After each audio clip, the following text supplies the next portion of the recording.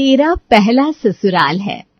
पंजाबी घर की सोनम बड़े ही ओपन माइंडेड फैमिली की थी। मॉडर्न कपड़े पहनना और फैमिली के साथ खुल के जीना उसकी लाइफस्टाइल थी। सोनम की शादी तो मैं कहीं विदेश में करूंगी, अमेरिका या लंदन। बहुत आराम से रहेगी मेरी बेटी वहां पर, गोरे लोगों के बीच में, गोरों के कल्चर में। नहीं माँ, मुझे एक लड़का पसंद है, मैं शादी उसी से करूंगी। वो लोग अच्छे हैं और अमीर भी हैं, आपको वो लोग पसंद आएंगे। अरे वाह, तो फिर शादी के बाद आगे कराओ, क्योंकि अब तो तेरी उम्र हो रही है शादी की। मैं तेरी बुआ, चाचा, मामा से बोल के अच्छा सा लड़का देखने को बोलने वाली थी, लेकिन अब तो सीधे लड़के के घर चलकर ही बात कर लेते हैं।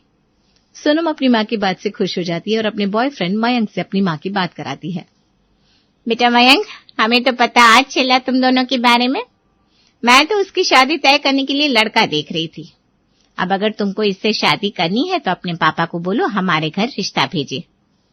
ठीक है आंटी, मैं पापा से बात करता हूँ। वैसे बिजनेस के सिलसिले में पापा भी दिल्ली से बाहर है। वैसे आते ही आपसे बात करके आपको बताता हूँ। अरे पिता बाहर है, माँ तो तुम्हारे घर पर होंगी, उनसे बात कर लो। और कौन कौन है तुम्हारे घर पर? मेरी 2 बहनें हैं, दोनों की शादी हो चुकी है। एक बड़ा भाई भी है, भाई और भाभी अलग रहते हैं। ठीक है आंटी, मैं माँ से बात करता हूँ। मयंक अपनी माँ से बात करता है। माँ सबसे पहले तो जात पात पर उतर आती है और फिर पैसे और स्टेटस पर। मयंक बताता है कि सोनम एक मिडिल क्लास फैमिली की लड़की है, जिसके पिता नहीं है और माँ ने ही उसे पाला है। बड़ा भाई नौकरी करता है, जिससे उन लोगों का घर चलता है। देखो बेटा, पैसे की तो हमारे पास कमी नहीं है कि हम लोग दहेज चाहते हैं, लेकिन इतना तो पैसा हो कि शादी ठीक ठाक कर ले। कम से कम हमारी 4 रिश्तेदारों के बीच नाक बची रहे। चिंता मत करो माँ, जब तुम लोग उनको शादी के लिए बात करने के लिए बुलाओ ना, तभी ये सारी बातें भी कर लेना। 2 दिन बाद मयंक के पिता गांव से घर आते हैं और बताते हैं कि उन्होंने मयंक की शादी शहर की एक बहुत अमीर खानदान की लड़की से कर दी है और लड़की पेशे से डॉक्टर है। चाहे जो हो जाए, मैं सोनम से ही शादी करूंगा। उसके बिना मैं नहीं रह सकता पापा। हमारा बहुत सालों का रिलेशन है और सोनम भी मुझसे शादी करना चाहती है। माँ बाप दोनों मयंक को बहुत समझाने की कोशिश करते हैं कि वो अपने घर पे पंजाबी ख्यालात की लड़की नहीं लाना चाहते। उनके घर में कोई सीधी सादी घरेलू लड़की ही आ सकती है। मयंक को उसकी दोनों बहनें बहुत प्यार करती हैं और वो सोनम से भी मिल चुकी होती हैं। पापा से बात उसकी बड़ी बहन करती है। पापा, सोनम बहुत अच्छी लड़की है और गांव की सीधी सादी लड़की तो आप भाभी को भी लेकर आए थे। 2 साल के अंदर अंदर माँ बाप सबसे लड़कर वो अलग हो गई ना। आज गांव की लड़की का हाल देख चुके हैं, अब एक शहर की पंजाबी लड़की भी लाकर देखो। मुझे पूरी उम्मीद है कि सोनम आप लोगों की उम्मीदों पर खरी उतरेगी। बेटियों के समझाने पर माँ बाप मान जाते हैं और मयंक से कहते हैं कि वो सोनम के घर पे संदेशा भिजवा दें कि वो लोग उनसे मिलना चाहते हैं। मयंक सोनम को बताता है और सोनम माँ को।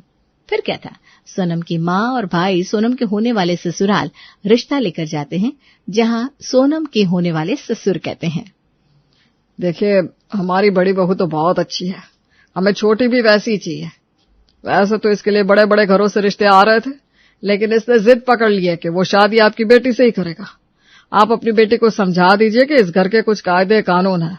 यहाँ औरतें पर्दे में रहती हैं, मर्दों से अलग होती हैं और घर की पूरी रसोई संभालती है। घूंघट हमारे घर की प्रथा है और जेठ के आगे किसी भी हालत में वो अपना मुंह नहीं दिखा सकती। सोनम की माँ तो परेशान हो जाती है कि सोनम कैसे घर में शादी करना चाहती है। वो कुछ नहीं बोलती, घर का परिवेश देखती है, जहाँ औरतें तो घर के अंदर होती है और मर्द घर के बाहर। और बहन जी एक बात और, हमारा बहुत बड़ा बिजनेस है, तो घर पे आने जाने वालों का हुजूम लगा रहता है। हमारे घर से कोई बिना खाना खाए नहीं जाता और साथ ही चाय पानी का इंतजाम तो 24 घंटे करना होता है। हमारी रसोई खुली ही रहती है। हमारे घर की जो भी बहू बनकर आएगी उसको इस बात का ध्यान रखना पड़ेगा। अब क्या था, ये सब सुनकर सोनम की माँ के तो होश ही उड़ जाते हैं। वो बिना कुछ बोले उल्टे पैर अपने घर वापस आ जाती है। क्या हुआ माँ, आपने उन लोगों को कोई जवाब नहीं दिया? इतनी बड़ी कोठी, आपने देखा बंगले के सामने 4-5 गाड़ियां खड़ी थी। यहाँ लोगों के पास एक घर नहीं होता, उनके पास न जाने कितने घर हैं। इतने पैसे वाले घर से रिश्ता आया, आपने फिर भी कुछ नहीं कहा, क्यों? देख बेटा, मैंने अपनी बेटी को हमेशा आजाद ख्यालों में पाला है। इस तरीके के बंधन में वो नहीं रह पाएगी। क्या फायदा उसका घर भी खराब हो। उनके घर में सोनम जैसी लड़की का कोई गुजारा नहीं है। हम सोनम की शादी कहीं बाहर देश में करेंगे, जहां लड़का लड़की आराम से अपनी जिंदगी बिताए, खूब खाए पिए मस्ती करें और फिर धीरे से अपनी जिंदगी की शुरुआत करें। इस घर में सोनम नहीं रह पाएगी। सोनम माँ की बात सुन लेती है और जोर जोर से रोते हुए कहती है, माँ मैं शादी करूंगी तो मयंक से, नहीं तो नहीं करूंगी। आप मेरे लिए दूसरा कोई लड़का ना देखे। सोनम की माँ उसे खूब समझाती है, उसे बताती है कि वो लोगों को बहू नहीं बल्कि घर के लिए एक शो पीस चाहिए। उनके घर जाकर तेरी खुद की जिंदगी भी खत्म हो जाएगी। माँ मुझे मयंक जैसी जिंदगी देगा मुझे वो जिंदगी मंजूर है, आप मेरी चिंता मत करिए। हार कर माँ सोनम के होने वाली सास को फोन करती है। क्या हो गया? अकड़ उतर गई आपकी? उस दिन तो ऐसे भागी थी कि दोबारा वापस नहीं आएंगी। क्या करे बहन जी, बच्चों की जिद के आगे हम मजबूर हैं। हमारे तौर तरीके अलग है, आपके अलग है। हमारी सोनम कैसे घुट घुट कर रहेगी वहां। अच्छा जी, हम तो गला दबाते हैं ना बहुओं का, क्यों? हाँ भाई, हम सभ्य तरीके से रहने वाले लोग हैं, हमारा पहनावा ओढ़ावा अच्छा है, और आपकी बेटी को ऐसा ससुराल नहीं मिलेगा, पैसों में खेलेगी आपकी बेटी। लेकिन इसके बाद भी आपको रिश्ता मंजूर ना था। वैसे एक बात बता दे, आप क्या, हम भी शादी करना नहीं चाहते थे, लेकिन जैसा आपने कहा बच्चों की जिद के आगे मजबूर, हमें भी वही मजबूरी है, वरना मैं तो आपको मुंह भी ना लगाऊं।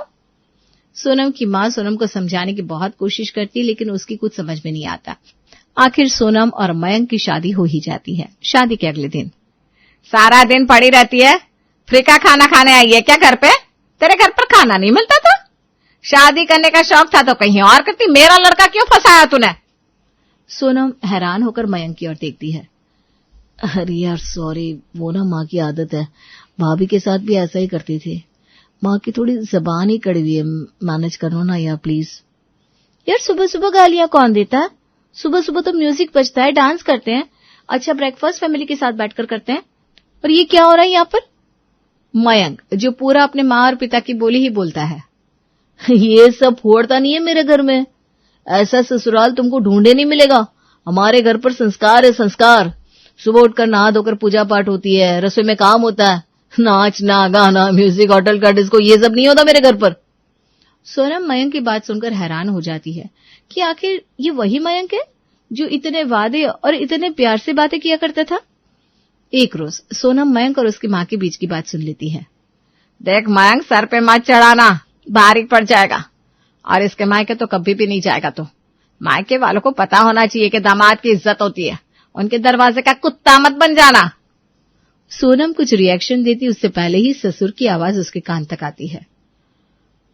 कल्लू से चाय भेज दे बहू, 10 कप चाय नीचे गार्डन में।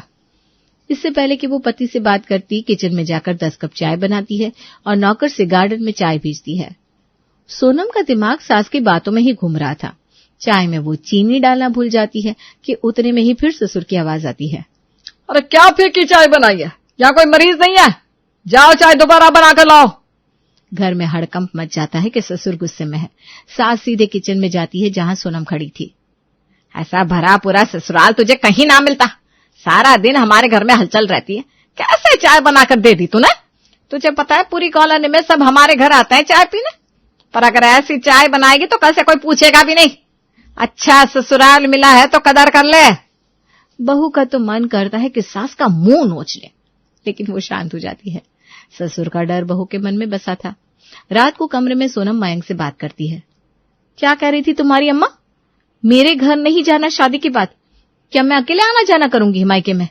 आसपास के लोग क्या कहेंगे? अकेले आना जाना क्यों करोगी? अरे मैं तो कहता हूँ जाना आना करोगी ही क्यों जाना है मायके? इतना अच्छा ससुराल मिला है, ऐसा ससुराल नसीब वालों को मिलता है।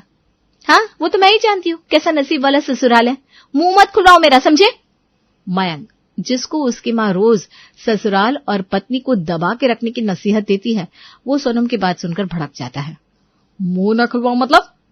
खोलो अपना मुंह, देखे तो क्या छुपा है तुम्हारे मन में। अरे पता है इस घर में कौन कौन नहीं शादी करना चाहता था, लेकिन मैंने तुमको मौका दिया। अरे ना देते मौका तो अच्छा था, मती मारी गई थी मेरी। समझा था मुझे मेरी माँ ने, लेकिन मैं नहीं समझी। तबेले की गाय सी हालत हो गई है मेरी, तबेले में बंदे सारा दिन बैठे रहो। दोनों लड़ रहे होते हैं और आवाज बाहर तक जाती है, जिसे सुनकर बाहर बैठे सास ससुर बोल पड़ते हैं। अच्छा से समझा दे मयंक से, बहुत जुबान चलती है इसकी। अरे आज रसोई में मुझे देखकर मुंह बना रही थी। सिखा दो अपने बेटे को कि सर पे चढ़ा के ना रखे अपनी पत्नी को। पता चला कल को बड़ी बहू की तरह हमारे सर पर नाचेगी। सोनम रोते रोते सो जाती है। अगली सुबह बड़ी बहू घर आती है। अब आई है तो शांति से रहना, छोटी वाली को भी बिगाड़ मत देना अपनी तरह, समझी? बहुत अच्छी है हमारी छोटी बहू। अच्छी बात है, अच्छी है तो बस कोशिश करिएगा कि अच्छी बनी रहे। ऐसा ना हो कि मेरी तरह उसको भी परेशान करके घर से बाहर निकलने के लिए मजबूर कर दिया। मजबूर हमने किया था या तू भाग गई थी? अरे रहने दे, मुंह मत खुलवा। बड़ी बहू सोनम के कमरे में जाती है और उससे कहती है, सोनम, तुम तो पढ़ी लिखी समझदार लड़की हो, तुम कैसे इस घर के चक्कर में पड़ गई? तुम्हारी माँ ने समझाया नहीं तुमको? ये घर बहुओं को बंधक बनाकर रखता है, बेटों को सिखाता है कि पत्नियों को जूते की नोक पर रखो। मैं भी आई तब बहुत अच्छी थी, बहुत सेवा करती थी शुरू में, लेकिन इन लोगों ने मुझे इतना परेशान किया कि मैं अलग होने पर मजबूर हो गई। सोनम और उसकी जेठानी की पटने लगती है। आखिर दोनों का दुश्मन जो एक होता है। दोनों खूब बातें करते हैं और एक दूसरे से अपना सुख दुख साझा करते हैं। भाभी, अच्छा हुआ आप मुझे मिल गए। मैं ये सारी बातें अपने घर पे अपनी माँ को बताऊंगी तो वो तो मुझे छोड़ेंगी नहीं। उन्होंने मुझे कितना समझाया था कि मैं इस घर में शादी ना करूं, लेकिन मेरी समझ में नहीं आया था। अब तो शादी हो गई, पूरी जिंदगी अब इसी चीज को झेलना पड़ेगा। तभी मयंक आ जाता है और बिना किसी बात के सोनम पर चिल्लाना शुरू कर देता है। करती क्या हो?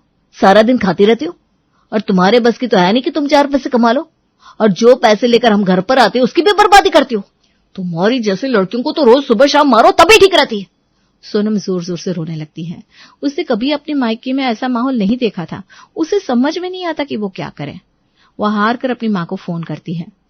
माँ, ये लोग हर रोज मुझे ताने देते, मारने की धमकी देते और हमेशा कहते कि ऐसा ससुराल तुझे कहीं ना मिलता। ये लोग मुझे किसी लायक नहीं समझते। माँ, मैं क्या करूं? मैंने तुझे पहले ही समझाया था कि ये घर तेरे लायक नहीं है, लेकिन तू नहीं मानी। अब अगर ये लोग तुझे किसी लायक नहीं समझते तो तू कुछ लायक बन के दिखा दे। बाकी अब मैं कुछ नहीं कर सकती। लव मैरिज है तेरी, अरेंज होती तो मैं बात भी करने लायक थी। अभी पैकिंग भी बाकी है। सोनम बहुत परेशान हो जाती कि उसने ये क्या किया, अब क्या करे। वो सोचती है क्यों ना वो मयंक को छोड़ दे, लेकिन फिर सोचती है ये भी ठीक नहीं है। आखिर मयंक उसको प्यार भी तो करता है, माँ बाप के कहने पर भड़कता है, लेकिन फिर माफी भी तो मांगता है। हाँ, लेकिन अब करे तो क्या करे। सोनम ससुर के पास जाती है। पापा, मैं नीचे के पोर्शन में एक प्ले स्कूल खोलना चाहती हूँ। वो क्या है ना, नौकर चाकर सारा काम करते हैं। मैं प्रॉमिस करती हूँ मैं घर का काम मैनेजमेंट खराब नहीं होने दूंगी। ठीक है, कर ले। वैसे भी नीचे का पोर्शन खाली पड़ा रहता है, किसी और को किराए पर देने से अच्छा है तू अपना काम कर ले। सोनम खुश हो जाती है और दिल लगाकर छोटे बच्चों का प्ले स्कूल खोलती है। धीरे धीरे उसकी पढ़ाई की चर्चा आसपास में फैल जाती है और ढेर सारे बच्चे उसके स्कूल में पढ़ने आने लगते हैं। एक दिन सास ससुर बहू के स्कूल में बैठे थे कि एक एक करके लोग आते हैं और सोनम से उसकी तारीफ करते हैं। अरे बहुत नसीबों वाली है आंटी आप, आपको इतनी अच्छी बहू मिली। क्या टैलेंट है आपकी बहू का। आपके घर पर तो हीरा आ गया, हीरा। कैसा बेजान सा भूत बंगला टाइप घर होता था आपका, अब देखो बच्चों की चहचहाट में कितना रोशन हो गया और सारा क्रेडिट जाता है आपकी बहू को। आपको पता है बड़े बड़े स्कूलों की मार्केट खराब कर दी है आपकी बहू के स्कूल ने। ससुर को बहू पर बहुत प्राउड फील होता है। उसने हमेशा औरतों को घर के अंदर बैठा देखा और पतियों से मार खाते या डांट खाते देखा, लेकिन बहू की तारीफ जब पूरा मोहल्ला करता है तो ससुर जी खुश हो जाते हैं। आप लोगों की रहन सहन में बहू फिट नहीं बैठती, कितनी स्मार्ट और मॉडर्न है ये। अरे हमारी बहू है इस लायक, हम तो बहुत नसीब वाले हैं जो हमें ऐसी बहू मिली। क्या और क्या, बहुत नसीब वाले हैं आप लोग, ऐसी बहू सबको नहीं मिलती। सोनम ने अपनी मेहनत और अपनी लगन से ससुराल वालों की सोच बदल दी और ये बता दिया कि हर लड़की अपने आप में बेमिसाल है, बस जरूरत है उसको खुद पर विश्वास करने की। सोनम जैसी बहू पाकर सोनू और शालू एक ही कॉलेज में पढ़ती थी। कॉलेज खत्म होने के कुछ सालों बाद सोनू के पापा शालू के लिए लड़का ढूंढने लगते हैं। एक दिन, सोना बेटा, गांधीनगर से शुक्ला जी आज अपने बेटे के साथ तुझे देखने आएंगे, समय से तैयार हो जाना बेटा। जी पापा। कुछ देर बाद शुक्ला जी अपनी पत्नी और बेटे नीलेश के साथ सोना के घर पहुंच जाते हैं। भाई साहब, हमें तो सोना बिटिया बहुत पसंद है। बस अब आप लोग सगाई की तिथि निकलवाइए। नीलेश के माता पिता की हाँ सुनकर सोना के माता पिता भी बहुत खुश हो जाते हैं और 1 महीने बाद का सगाई का मुहूर्त निकलवा लेते हैं। सगाई के दिन, सोना बेटा, देखो हमारे परिवार में 4 ही सदस्य हैं। नीलेश, उसके पापा, मैं और मेरी गुड़िया। बाकी सबसे तो तुम मिल चुकी हो। आओ, अब अपनी इकलौती ननद से भी मिल लो। मेरी गुड़िया नौकरी करती है, इसलिए तुम्हें देखने के लिए नहीं आ पाई थी, लेकिन उसी दिन से हर रोज तुमसे मिलने के लिए बेचैन है। हाँ हाँ बहन जी, अब इकलौती भाभी से मिलने की बेचैनी किस ननद को नहीं होगी। और वैसे भी बड़े भाई की शादी तो छोटी बहनों का सपना होता है। हेलो भाभी, मैं गुड़िया, मेरा मतलब है शालू। अरे शालू, तुम तो वही हो ना जो विद्यावती पीजी कॉलेज में पढ़ती थी।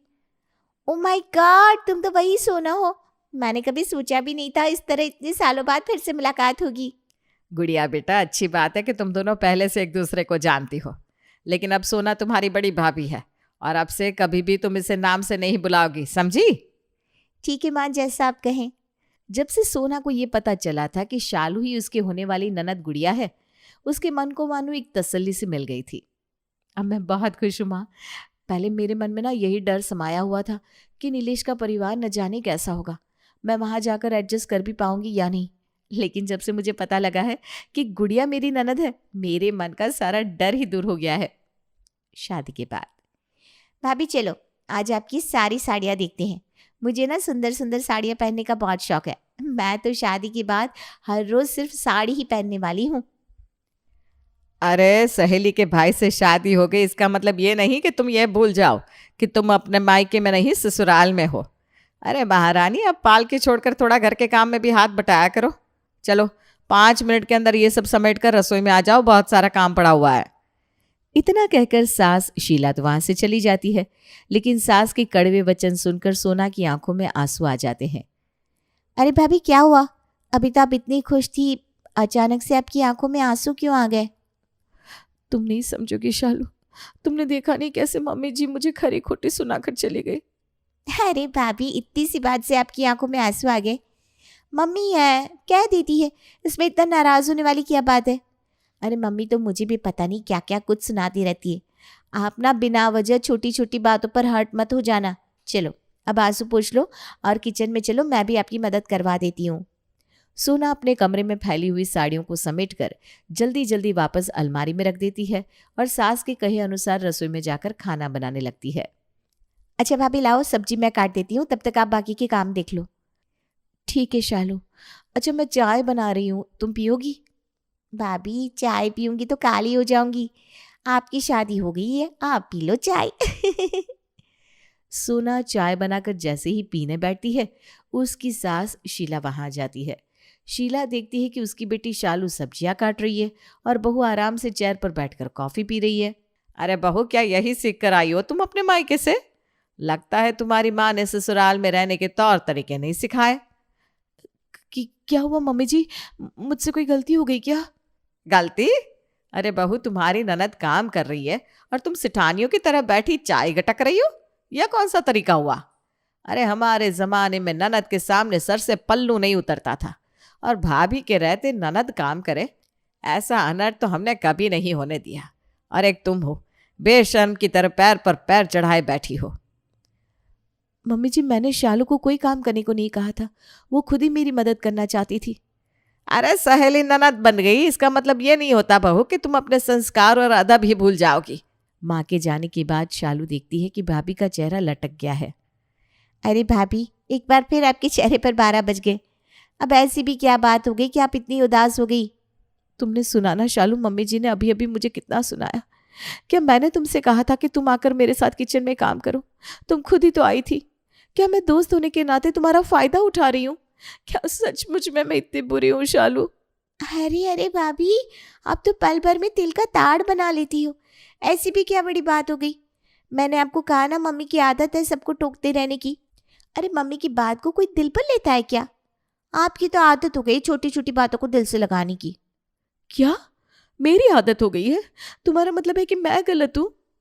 अच्छा भाभी, एक बात बताओ, अगर मम्मी की जगह आपकी मम्मी होती और आपको कुछ कह देती तो क्या तब भी आपको उनकी बातें इतनी ही बुरी लगती जितनी मेरी मम्मी की लगती है? सच्ची सच्ची सोच कर जवाब देना भाभी। नहीं लगती ना, क्योंकि अपनी मम्मी को आप माँ समझती हो और मेरी मम्मी को आप माँ कहती ज़रूर हो, लेकिन दिल से एक्सेप्ट नहीं कर पा रही हो। जिस दिन आप मम्मी को सचमुच अपनी माँ समझ लोगी ना, उस दिन आपको माँ की कोई भी बात बुरी लगनी बंद हो जाएगी। अरे मम्मी है वो, मम्मियों की आदत होती है बच्चों को हर समय प्रवचन देने की। इसका मतलब ये थोड़ी ना है कि वो हमसे प्यार नहीं करती। मम्मी की बातों को बस एक कान से सुनो और दूसरे कान से निकाल दो। मैं कितनी खुश थी कि मैं अपनी सहेली के घर ही उसकी भाभी बनकर जा रही हूँ। मुझे ससुराल में एडजस्ट करने में ज़रा भी दिक्कत नहीं होगी और शायद कभी ज़रूरत पड़ी तो मेरी ननद मेरी ढाल बनकर ससुराल के नए माहौल में ढलने में मेरी मदद भी करेगी। लेकिन मैं कितनी गलत थी। शालू को तो अपनी माँ की गलती कभी नज़र ही नहीं आती। उसे तो हमेशा यही लगता है कि मैं तिल का ताड़ बना रही हूँ। शायद अभी शालू की शादी नहीं हुई ना, इसलिए ये बातें समझ में नहीं आ रही है। शादी के बाद नए घर में नए लोगों के बीच में ऐसे ताने कभी सुनेगी तब उसे पता चलेगा कि कैसा महसूस होता है। धीरे धीरे दिन बीतते जा रहे थे। एक दिन, भाभी चलो ना, आज हम दोनों मिलकर एक रील बनाते हैं, बहुत मजा आएगा। अरे नहीं नहीं, मुझे बहुत काम है, तुम बनाओ, मैं चलती हूँ। रुको ना भाभी, चलो जल्दी से ये कॉस्ट्यूम पहनो, फिर हम दोनों लेटेस्ट सॉन्ग पर डांस करके रील बनाएंगे। किसी को पता भी नहीं चलेगा। प्लीज भाभी चलो ना। अच्छा ठीक है, लेकिन जल्दी करो। हाँ। सोना और शालू शॉर्ट्स पहनकर डांस कर रही थी, तभी सोना की सास वहां आ जाती है। अरे जरा सी छूट क्या मिल गई तुम्हें? खानदान की मान मर्यादा संस्कार सब भूल गई तुम। शर्म नहीं आ रही ऐसे बेहुदा कपड़े पहनकर नाचते हुए? मम्मी जी मैं तो मना कर ही रही थी, लेकिन ये शालू जिद करने लगी तो मैंने हाँ कर दी। हर बात को शालू के ऊपर डालकर तुम बचकर निकल नहीं सकती बहू। शालू बच्ची है अभी, उसे अच्छे बुरे की समझ नहीं है। तुम तो शादीशुदा हो, हमारे घर की बहू हो। तुमने क्या सोचकर ये नाचना गाना किया है? एक बात कान खोल कर सुन लो तुम, आज के बाद तुम सिर्फ और सिर्फ साड़ी पहनोगी और बिन पल्लू के मुझे दिखाई मत देना कभी भी। जी मम्मी जी, मैं ख्याल रखूंगी। आज सोना ने शालू से सास के व्यवहार के लिए कोई शिकायत नहीं की थी। उसे समझ में आ गया था कि शालू को अपनी माँ का व्यवहार कभी भी गलत लग ही नहीं सकता। धीरे धीरे सोना ससुराल में एडजस्ट करना सीख जाती है। कुछ महीनों के बाद शालू की भी शादी हो जाती है और वो ससुराल चली जाती है। शादी के बाद, भाभी कैसी हो आप? घर पर सब ठीक है ना? हाँ शालू, यहाँ सब ठीक है। तुम तो ठीक हो ना? इतनी बुझी हुई क्यों लग रही हो? भाभी मेरा मन आज बहुत दुखी है। आपको पता ही है मम्मी ने मुझे कैसे पलकों पर बिठाकर बड़ा किया है। कभी एक काम तक नहीं कराया मुझसे, लेकिन फिर भी विकास के परिवार के लिए, उनकी खुशी के लिए मैं क्या नहीं करती हूँ। न दिन को दिन समझती हूँ, न रात को रात। लेकिन मेरी सास, उन्हें जैसे मेरा किया कोई काम पसंद ही नहीं आता। हर काम में बस गलतियाँ निकालती रहती है। मेरा तो दिल करता है सब कुछ छोड़कर यहाँ से कहीं दूर चली जाओ। इस घर में मुझे समझने वाला कोई नहीं है भाभी। अरे शालू, इतनी छोटी सी बात के लिए इतना रोना धोना? अरे भाई, अगर सास ने किसी काम के लिए टोक भी दिया तो क्या हो गया? वो तुम्हारी सास है ना। अच्छा एक काम करो, तुम उन्हें बिल्कुल अपनी माँ की तरह समझा करो, फिर उनकी कोई भी बात तुम्हें बुरी नहीं लगेगी। तुम मुझे समझाती थी ना, अगर सास को माँ समझो तो उनकी हर बात सही लगने लगती है। फिर अब तुम क्यों दुखी हो रही हो? अब समझ नहीं रही हो भाभी? मेरी सास को ऐसा लगता है कि मैं कोई लड़की नहीं हूँ, काम करने की मशीन हूँ। बस दिन भर काम करूँ और चुपचाप उनकी बातें सुनती रहूँ। मुझे तो बहुत ज्ञान देती थी तुम कि मैं अपनी मम्मी जी को अपनी माँ समझूं, और माँ का कहा बुरा थोड़ी ना माना जाता है। अब समझ में आया तुम्हें? अपनी जलती है तो कैसा लगता है? सच सच बताओ, सास की बातों से तुम्हारी भी जली ना? भाभी की बात सुनकर ननद शालू को समझ में आ गया था कि खुद पर बीतने पर ही दर्द का एहसास समझ में आता है। मीरा सोसाइटी में नई नई रहने आई थी। एक रोज उसकी पड़ोसन कहती है, हाय, मेरा नाम तमन्ना है, मैं पास के घर में रहती हूँ। आप नई आई हैं तो सोचा मिलाऊं। अच्छा किया, आइए ना बैठिए, मैं आपके लिए चाय लेकर आती हूँ। अरे नहीं, चाय तो मैं साथ लाई हूँ। सोचा आपने अभी अपना किचन सेट किया होगा कि भी नहीं। ये तो अच्छा किया, सच बहुत मन था चाय पीने का। ये मेरे हाथ के नमकीन खाइए। मीरा और तमन्ना में दोस्ती हो जाती है। लेकिन धीरे धीरे पता चलता है कि दोनों हैं एक दूसरे से बिल्कुल अलग। एक दिन दोनों पार्क में घूम रही थी कि एक लड़की मीरा को देखकर कहती है, कैसे रंग की साड़ी पहनी है, एक तो इतनी गर्मी, ऊपर से चटक रंग। कितनी गवार दिख रही है ना ये पीली साड़ी वाली। हाँ, और बाल भी कैसे उड़े उड़े हैं। तमन्ना को गुस्सा आ जाता है। हाँ, तो उसके उड़े है ना, तुम लोगों को क्यों जलन हो रही है? और रहा सवाल साड़ी के रंग का, तो जरा फैशन सेंस ऑन करो। इस समर ये रंग ऑन फैशन है, समझी? वो दोनों लड़कियां तमन्ना से लड़ने आ जाती हैं कि अरे छोड़ ना, अब जी रहने दीजिए। हाँ सही कह रही हैं, खराबी तो है मेरे बाल और साड़ी, आप प्लीज जाइए यहाँ से। अरे क्यों इतना स्वीट बनती है तू सबसे? हर किसी को जवाब दिया करना। अरे क्या करना है, वो बुरा बोल रहे हैं तो अपना मुंह भी खराब कर ले क्या? ऐसा नहीं होता है, किसी की बुरी बात सुनने का मतलब है कि वो लोग सही बोल रहे थे। अरे किसी के बोलने से क्या होता है, हम क्यों अपना मुंह खराब करें। खैर, मीरा शांति से रहती, बच्चों को देखती खिलाती। उसका पति काम के सिलसिले से हमेशा बाहर ही रहता था, तो वो कोशिश करती कि उसके बच्चों को किसी भी चीज की कमी ना हो।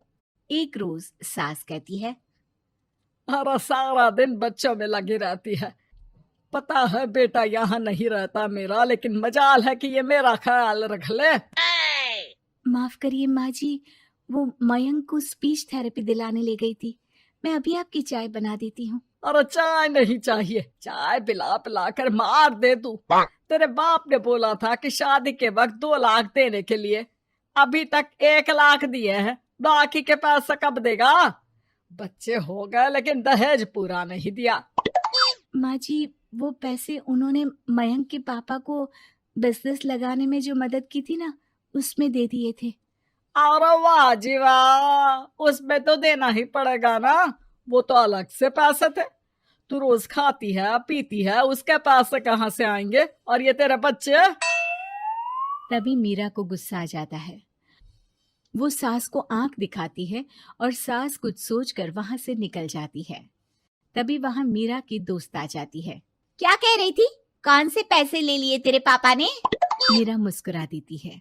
अरे वो पुराने लोग हैं ना, अपने तरीके से सोचते समझते हैं, छोड़ ना। और बता कैसे आना हुआ?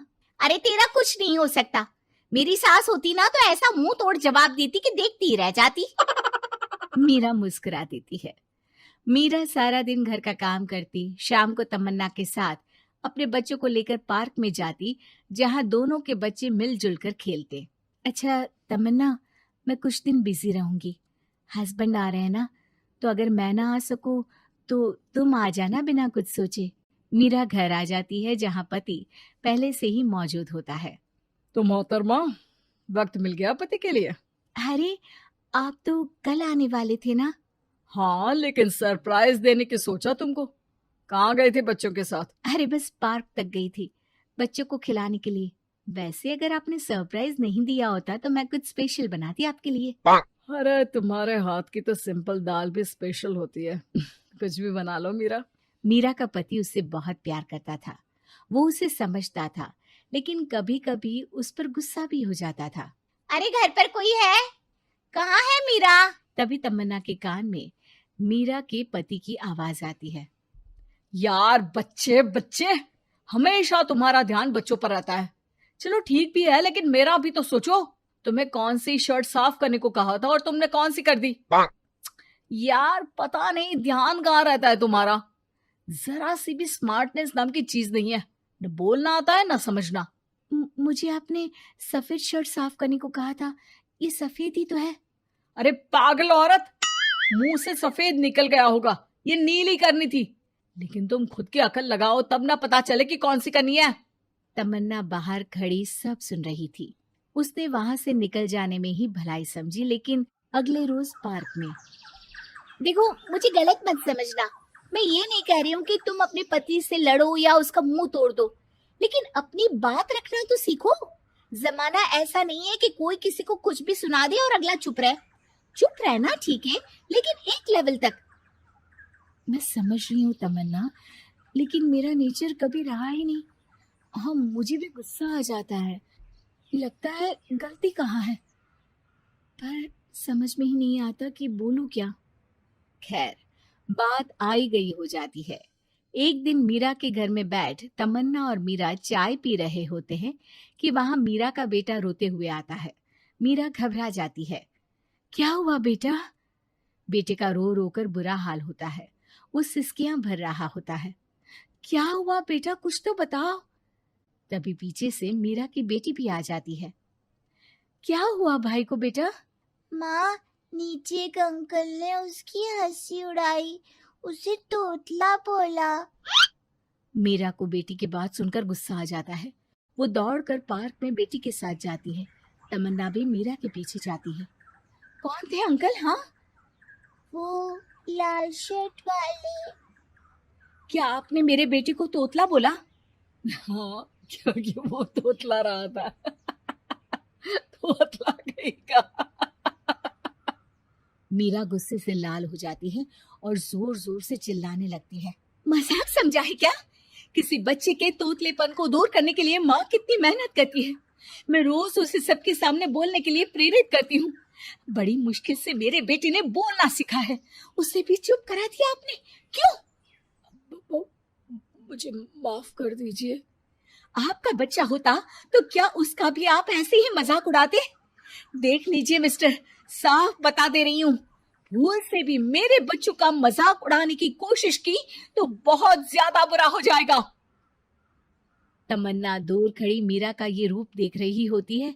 वो समझ जाती है कि एक औरत के अंदर की शेरनी तभी जगती है जब उसके बच्चे को कुछ कहा जाए।